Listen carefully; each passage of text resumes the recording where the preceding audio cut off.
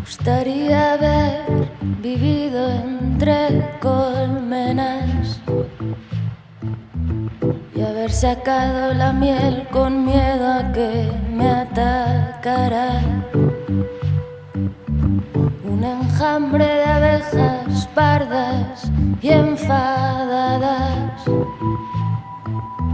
y haber estado acostumbrada a volver corriendo a casa por una buena razón, volver corriendo a casa con una buena excusa, volver con mi madre a casa. Me gustaría haber hablado más con los franceses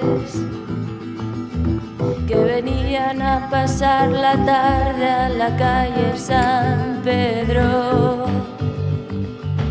que alguno de ellos me hubiera invitado a hacer la ruta de los chateaux, pero siempre se iban demasiado temprano en el bateau, porque los franceses siempre se van temprano, porque los franceses siempre se van demasiado temprano. Pero hoy, aquí, en este jardín,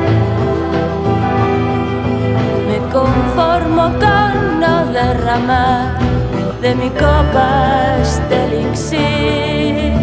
Pero hoy, aquí, en este jardín,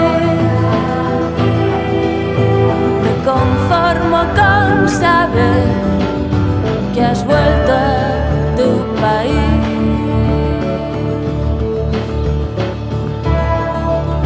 Me gustaría haber estudiado física nuclear.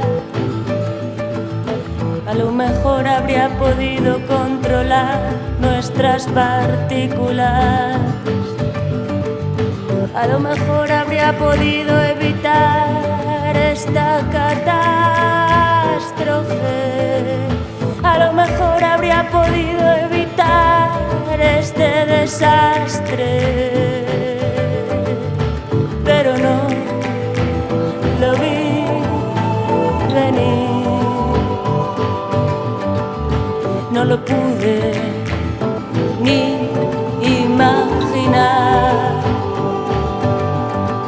Este Rubicón nuestro que quisimos cruzar, mi empeño sombrío que ahora tengo que pagar. Pero hoy, aquí, en este jardín,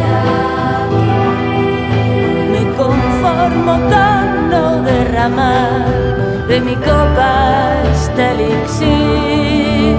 Pero hoy, aquí,